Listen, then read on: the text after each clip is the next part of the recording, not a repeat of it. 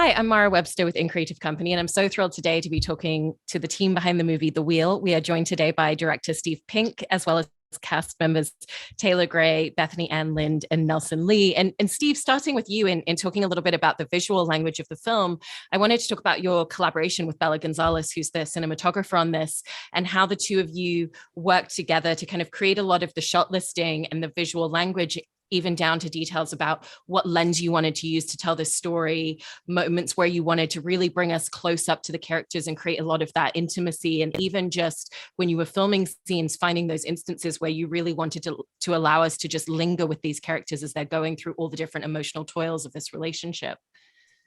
Well, we were looking at reels for a cinematographer, and when I saw Bella's reel, I was like, "Oh, she's already her reel captured the emotional ideas I wanted to explore in the movie." It was shocking to me. She has this way of she had done a lot of handheld stuff, and she would find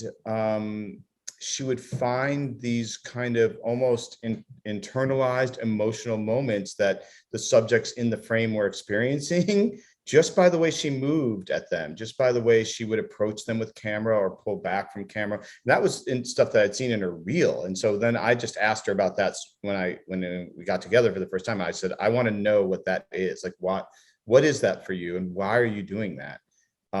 And so, that kind of, started our discussion about how to capture these characters. Because there's a dreamlike quality to it, but it's very, very, very subtle. And so then, and then we decided I wanted to shoot, I just shot a series where we used anamorphic lenses, and I wanted to use anamorphic lenses again. And so then we did a bunch of lens tests and found these C-series anamorphics from the 70s, actually, and 80s. They'd actually been used for some movies like that were really odd, like the Phantom Menace, like the Star Wars movies, which is so odd because that movie looks so different. And we basically shot the whole movie on like 4 or 5 lenses, prime lenses. And I think, and so then each character we tried to have each character have a their own kind of, the way we captured each of them was slightly different. They were all part of a whole in terms of how we approach scenes and approach characters in scenes, but everyone had a slightly different frame. Like Amber's frame, you couldn't escape from, right? We were always, we were forced. She was a very challenging character, and we were forcing the audience to confront Amber all the time. Always, we gave her very little space, and the characters, suffocating and struggling to figure out who she is and who she wants to be, and the camera wasn't going to let her off the hook, in a lot of ways. That was the frame for her. And then Taylor's frames, they always are so kind of warm and had space, they had a certain amount of energy, a warm energy that and we always backed off Taylor a little bit, right? And I think same for Carly. And then I think we were a little bit more oppressive. Well, actually, with especially in the bar, we found a lot of great frames for Nelson in the bar. We were like, he's cool guy, like all of his frames, especially in the bar. We're like, let's show a portrait of a guy who's kind of a rock star. Carly's frames are also very, very warm and very, very honest and simple. For Bethany. And then all of Nelson's early stuff, when we were trying to find like what his frames were, we're like, oh, he's great looking and he thinks of himself as great looking. How do we frame him? And so all of his frames, if you notice, especially the ones in the bar, he walks into, we gave him like this grand entrance, even though he's just walking into a bar, just like where we chose to put the camera to make him seem like he's the coolest guy on the planet entering this bar. So that was all just through discussion with Bella, and that's what I think created the overall tone of the movie. And I really, really love all of those details. And coming over to you, Taylor, I've heard you mention that one of the challenges of this role was the fact that it's the longest kind of romantic backstory history that you've had to create for a character, because the two of them have been married for 8 years. They've obviously known each other even longer than that. And so I was interested in how you and Amber really worked together, because obviously you weren't able to be together on set at first when you arrived. There was all of the quarantining because of COVID at that point. But it sounds like the two of you did have an opportunity to kind of go back and forth and send a lot of emails and ask a lot of questions and figure out a lot of the details within their relationship. So what were some of the key details that the two of you really wanted to finesse and figure out or add to beyond the script pages, and what that gave you? No, absolutely. That's a great question. It was interesting because, like, being a younger actor, a lot of the roles that I've played, there hasn't been, I think this is the first character that's actually been married, which is very fun. But then also, it's not just a marriage, it's almost a decade-long marriage, which, to dissect that, like, I even talked to my dad, just like, where were you at 10 years into your marriage, even though it was a bit older, because it, like, that's a different state than newlyweds or just being in a relationship with someone. And so I found that to be pretty fascinating. And so I kind of put the onus on how much shared backstory we have. Like, I didn't want us to have the same perspective on things that have happened to us, but I was hoping that we would at least have some similarities in what we've looked back on. Like, how many fights have we had? Do we fight every day, or have we had like 3 blow up fights? Have we ever shared a pet? What is your love language? And so we had a conversation with Trent, the writer, and Steve and Amber and I early on, just over Zoom, because it was during the height of the pandemic. And then I think I was panicking a little bit just because it was new territory. And so I wrote an email, and I've mentioned this a couple of times. I wrote sort of like a dating profile email that was so long to Amber. And I could have probably had a better bedside manner. I didn't even really say like, hey, how are you doing? It was just like, what's your favorite this? What's this? What do you not like when people do? Where do you not like to be touched? This and that, like a lot of things, just to kind of know like who this person was. And see if I couldn't pull any of that out when we were on set. And then once we got up there, I was hoping we were going to a chance to kind of speak on this, but it was a lot of like wearing masks and like passing at 10 feet apart to the cafeteria to get food. But it really did work out because we did know about a couple of these things in our shared history, and we spoke about it while we were working together. But a lot of the chemistry was made just kind of on set. And the fact that we were sharing something like these crazy times of the pandemic was something that you could bond over with someone, even though it was external of the film. And it was really interesting how that worked in our dynamic. But yeah, it's nice being a married man. I'm glad it was a good experience for you. and kind of coming over to you, Bethany, with Carly, you know, there's this really kind of like slow, gradual build up to her asking a lot of questions out loud about her relationship that it feels like she's been afraid to address, but she's definitely kind of seeing these signs along the way. And there's a lot that comes forth from seeing this other couple. And, you know, she even asserts to watching Taylor's character do anything that he could to save his relationship. And meanwhile, she's looking at her husband not even finished building the altar that they're supposed to get married in front of. And so for you, when you were reading through a lot of that in the script, what was the journey of finding the space that takes her into emotionally, of going through all of that internally, but not being in a space till later in the film where she's able to actually say these things out loud and ask these questions that she's needed to for a while? That's a good way of putting it. Yeah, I think we've talked about how it was important for both Nelson and I and Steve to establish that these characters had something together. They loved each other. There was a real love there in whatever form and whatever that meant and whatever they're getting from each other and giving to each other, but that it wasn't like it wasn't a relationship built, it wasn't a sandcastle. It wasn't like, you know, there was something really truly there. And then, like you said, the process of self-discovery, I think the juxtaposition of them seeing the Albee and Walker characters who are so young and have this deep connection, as messed up as it is. And certainly Carly seeing how Walker loves Albee, the way that he's willing to do that. I think that's a crucial moment for Carly of just understanding herself and what she wants and what she needs in a relationship and in a person that she's gonna be committed to. And it's a fun journey to watch how that plays out through the film. Yeah. And in a slightly different space for your character, Nelson, it feels like the presence of this other couple, you know, brings forth a lot of elements from his past and who he feels like his identity has been, and as opposed to like where he is right now in life. And so there's this real crossroads that your character is kind of going through and navigating. And it feels like Albee's a very antagonistic presence to him right from the very beginning, and someone that causes a lot of conflict that he just immediately feels before he even really knows that much about her. And there's even that line where he mentions, oh, I know girls like this. I've dated several girls like this. And so for you, how were you kind of looking to a lot of the details that the script gave you about his past to kind of create this crossroads, and also to figure out the real antagonism that he feels just from the presence of someone that seems to bring so much up for him? Yeah, absolutely. That's super well put. I mean, the great thing about Ben is, I think he thinks that he's like a lot of people. We think that we've moved on and we're in a different, better place, and we really haven't dealt with it.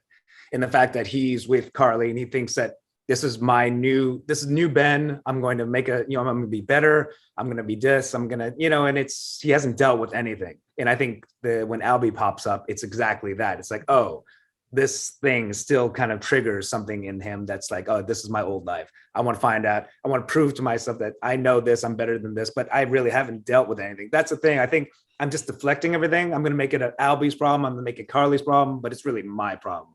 The fact that Ben hasn't at all grown up, Ben hasn't at all dealt with any of the issues. Like I think Steve said earlier, the guy can't even build the altar, a simple thing. I mean, I'm sure he's not handy, but I think he could at least, even if he put together the crappiest altar in the world and it was falling down, it would be a sign of love to her, but he won't, he won't do it. And I think that's it. He'd rather kind of think about the past or think about, the present. And I think all these things threaten him, and he'd rather just like not think about it and just be. And for all of you, because the film is so much about exploring, these opposing, juxtaposed spaces in relationships where there is real love and there is real connection, and at the same time there's conflict and distance for different reasons and in different ways, and you have all of that in a myriad of scenes together. I was interested in a lot of the conversations that led up to filming scenes in some of that time that you had, because it sounds like rather than necessarily focusing on rehearsing scenes, it was very much about talking through some of these elements.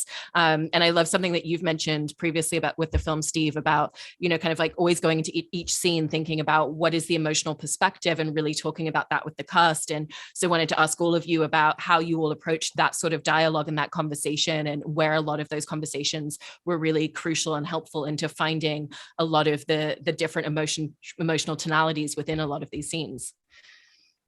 Yeah, it was always really interesting to talk about like what part of our emotional lives are we aware of and sensitive to, like what are we just fully kind of briefed in our own lives about, and then what are our blind spots and what things are we in denial about. Like, for Carly, seeing Walker have this unconditional love for Albee, for her is a gift, right? Because that's something that she realizes that she wants and doesn't have.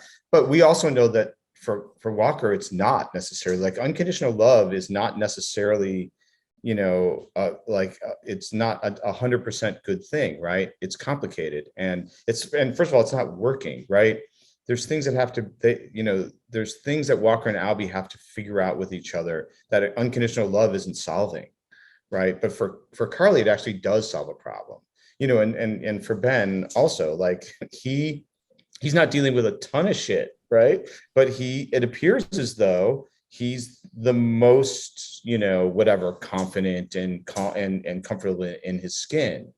But that turns out to be utterly false. So it's where, how do we match up all the things we're feeling with all the things that we want in life? And then, how do we match that with actually trying to do that with people? How do we behave in the way we actually want to behave, with the full knowledge of ourselves and how we feel about the other? And so that to me was always the conversation. And so every day we would just kind of have that conversation, and everyone would bring so much to it. And so it became more and more kind of, complicated and interesting and nuanced every single day that we talked about it. And sometimes it would change the script, and we'd call Trent and say, hey, we just discovered this thing. Sometimes Trent was not thrilled about that, I think, understandably so, because he wasn't with us. He was actually shooting a whole series in Utah. And so, we were having these kind of intimate conversations, which would, which evolved our characters in a particular way. And then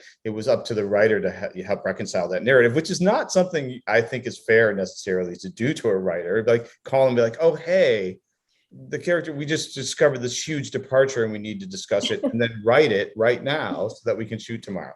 So, but he's, a great writer and always, despite being extremely busy, heard us out. And then we were all able to kind of like create. So in that way, we kind of created the story. And there were many, many changes that kind of happened that came out of everybody's exploration all the time.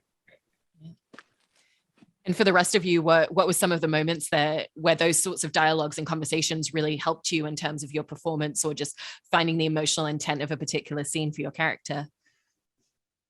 Yeah, I mean, like you said, there wasn't much rehearsal. So we relied on conversations a lot, and they'd be over lunch or before a scene, whenever, but we would talk through a lot of the bigger beats of the film. And because it's the nature of the film, there's so many different relationships, or I guess we can do the math of it, but like everyone has 3 relationships. Like, yes, Walker and Albee have a very strong, but also my relationship with Bethany's character, with Nelson's character, are their own specific things, and they work in tandem with what is going on in their own relationship with themselves. And it was interesting to see, and like you approach every character differently. And with Walker, I really relied on sort of objective, because like overall objective going, he goes into this weekend wanting Albee's unconditional love reciprocated back to him. But then if you break that down, there's so many individual objectives to get there. It's like, first I need to lead her to loving herself and accepting herself. And then I need to show her what is great about myself. And so in every sort of scene, it's like he goes about so many different sort of tactics in a way to try and see what would work to get her to that place. And eventually he just ends up tossing her phone and he's like, fuck it, I can't really do it anymore. And I think sometimes we resort to that when nothing else seems to work. But I think those conversations were pretty vital because it allowed us to kind of check out other perspectives as we approach the character. And for you, Bethany, sorry. Yeah, I was gonna say, I think a good example of what Taylor's talking about is that there's a scene on the porch with the 4 of us when we decide to do the book together, or I make everyone do the book together or whatever. And it's so clear that there's just 4 very distinct objectives that are like clashing against each other. And that's I think that makes that scene so interesting, that you have this,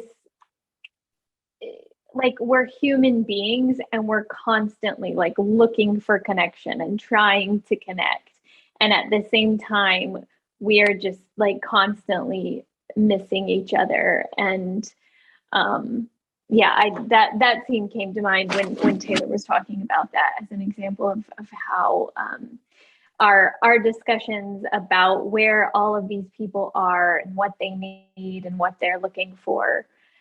And then when you don't get it, what happens? Like, what does that look like? And kind of coming back to you, Taylor, I've heard you talk a little bit in reference to this character as well about, making a playlist for him being part of your preparation, and also even just having a recording of all of Albee's lines and the dialogue that they're having together being something that you would listen to on repeat to really think about how your character would be receiving what she was saying. And I was interested if those 2 things are approaches that you tend to use on a lot of projects, or if used on other characters, or if those were tools that specifically came into play for this character in this film.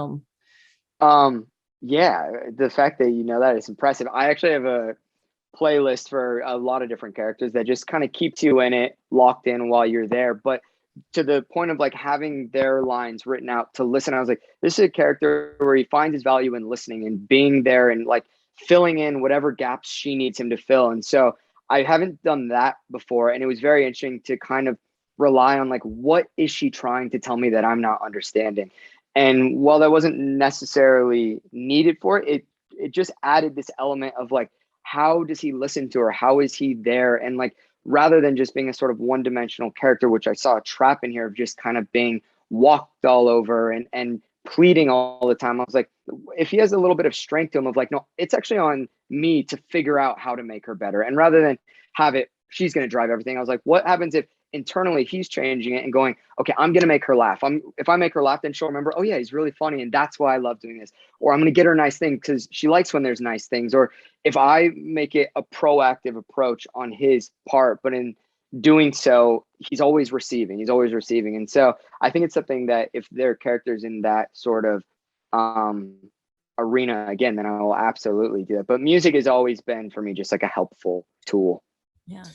What I think is so interesting about what you just said, Taylor, is that I remember having discussions with you about what it was like for Walker to give up, because obviously none of those things were working. And until you really contended with the fact that, you know, the pain that she was feeling was something that she would have to work out for herself ultimately, and for her to come to realize what, you know, well, that she's worth loving, right? And then can be open to love or to be open to anything besides just the pain she was feeling. There's that section of the movie where after you throw her phone in the lake, and I remember watching you still want to care. And I remember having conversations with you where we do scenes. I was like, we got to do, no, you actually can't anymore. You can't continue this fight. And you did such an amazing job as an actor, being so determined to help, that it was really amazing to watch you have to let that go, even as a character and as an actor. And that was really interesting. And that really comes through, I think, in the movie, because there were moments where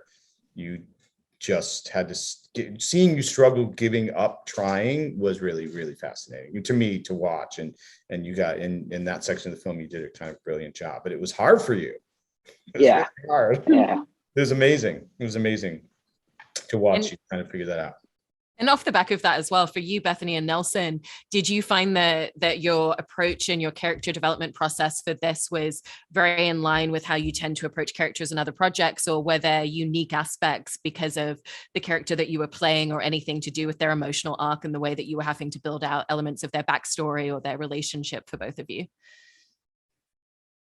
Well, I guess because it was like in the very rare and unexpected experience kind of world of the pandemic, it was like kind of an accelerated experience, but also at the same time we had a lot of time because we were all isolated on this cabin for the entire time. So it was this interesting kind of like fast process where we had to kind of jump quickly into this together without a lot of prep, but at the same time we had so much time. And because we have such a great group of, I think speaks so much to the entire group and the collaboration of it, and it requires people to be confident, talented, but also just like without any kind of ego. And because of that, there was no obstacles in that. The obstacles were only the kind of things that the pandemic threw up or something else. And so it was a super free process in that way. So it's different, but at the same time, very similar to other projects.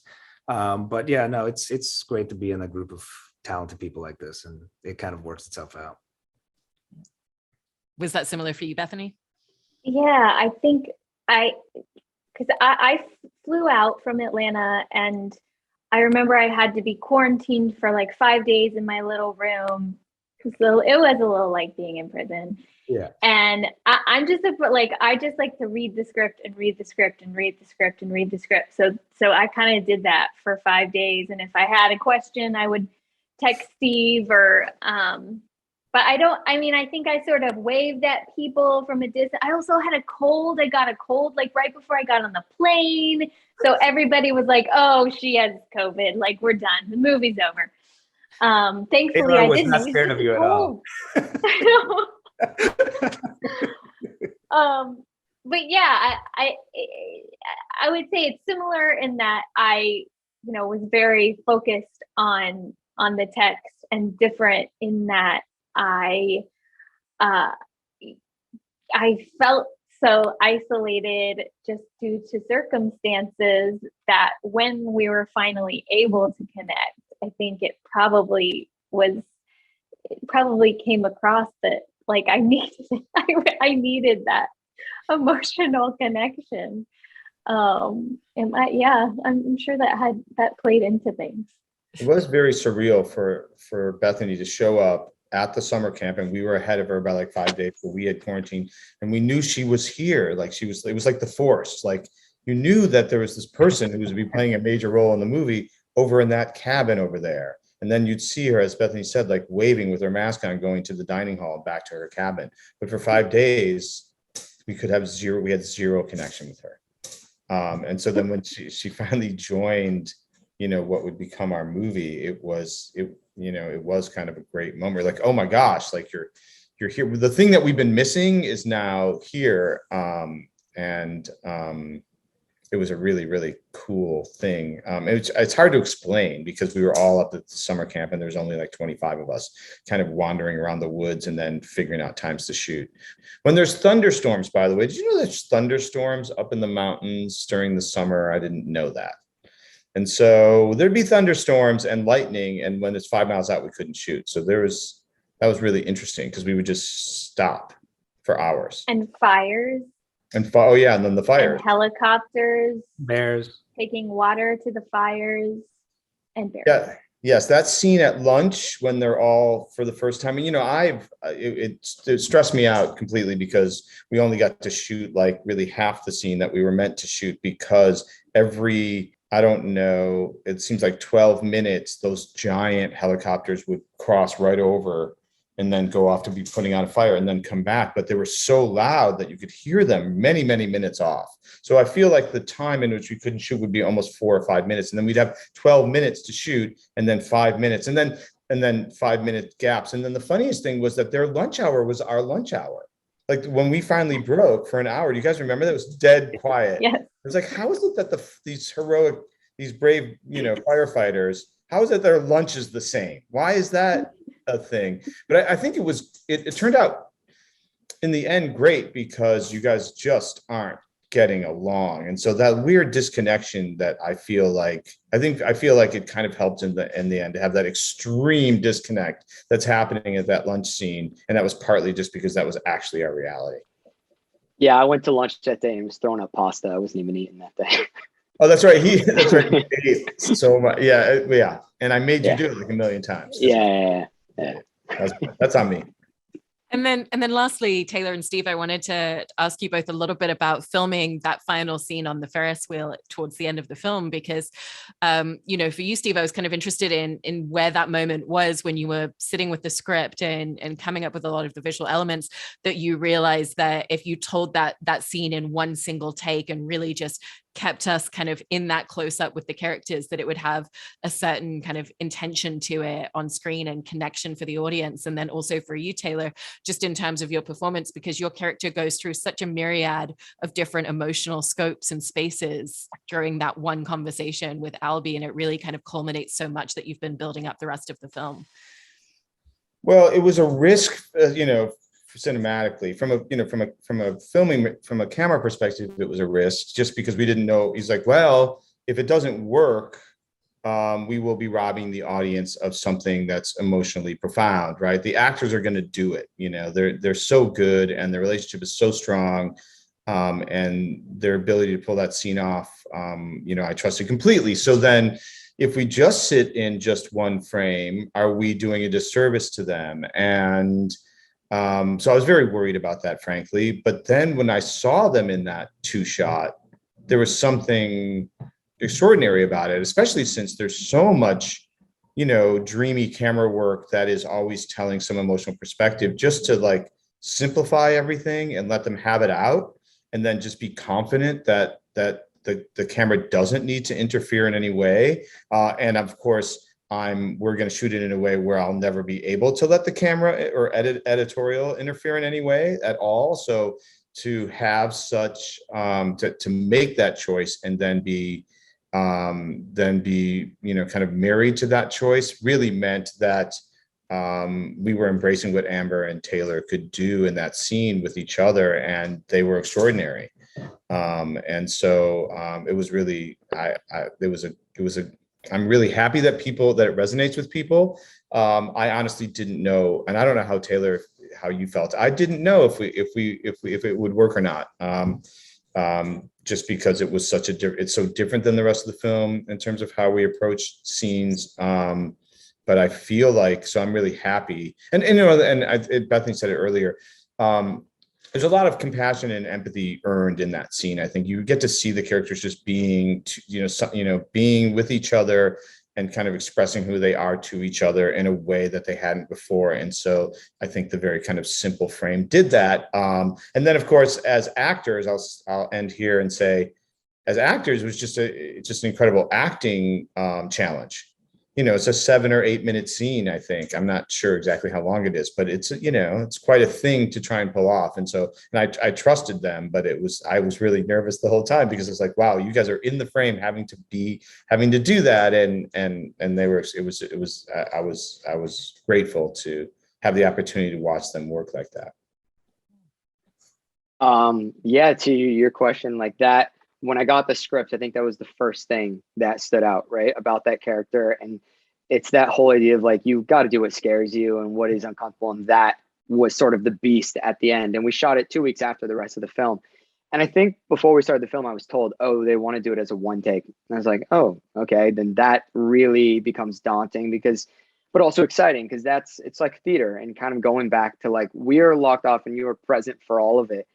And you're like, can we actually pull it off? And it was one of the only scenes I approached differently than everything else. And that, like, one, I had those pages pulled from the script immediately day one. So every day at the end of the day, I would be going over that. No matter what we were shooting the next day, that was just sort of something I was running because it was such a grounding thing for the character and knowing who he was. But at the same time, just like that beast that was always kind of at the back of your head. And we got to it. There was some struggle that night, which was a little weird, where we thought we might not film it. And that was worrisome because it was like, you really get into an emotional state for that. And unlike other scenes where I had such clear objectives of what I wanted to hit in a scene and get to, that was one where it was like, I wanted to just surrender as much as possible. And what Amber gave to me, the words were completely ingrained in my head. I didn't know exactly what would come or how it would come, but it would be there in some way. It was like, I had an interesting talk with Trent that night that I hadn't mentioned anybody. That kind of threw me off a little bit for a second, where he was like, so what do you think? Do you think he stays with her or leaves? And I was like, oh, that's really interesting because I didn't really go in that at all. I approached it in sort of like a lot of the sadness that showed up that night was like, I was like, oh no, he's made a decision that he's not going to be with her. He's finally made it, but he's going to spend one last night doing what he's always done. And I've had that experience with someone before, and it's very difficult where you're like, oh, like I'm going to do the thing that I didn't see for so long that I've been doing. Now I'm aware of it and I'm seeing myself do the same thing I've done for years that I shouldn't have been doing, but I can pull it together to do it one more time for her and be there and try to add whatever thought I can and love. But I know tomorrow, like I'm not going to be there, rather than it be this thing of, oh, he's just gone tonight or he's there permanently. And so when I talked to Trent for a second, I was like, oh shit, am I approaching this in the wrong way? But once we got up there, I think we did it 3 times or so, and it was 12 pages straight. So you knew it was going to be a little gnarly, but it was, once we got it down, I think it was so sort of like cathartic. And once it came out, I was nervous to see it, but I'm glad of how it's turned out. Yeah, I think the piece you achieved at the end was such a beautiful moment. Like that was just something that happened actually. When he returns with the fries, spoiler alert, that moment that you guys actually shared was kind of astonishing. Like there's a peacefulness that you find with each other in the frame that I was shocked by and awed by. It said so much about your relationship, whether you end up together or not in the end. Well, I want to congratulate all of you on everything with the film, and thank you so much for your time and talking about it today. Thanks so much. Thank you. Very thoughtful questions.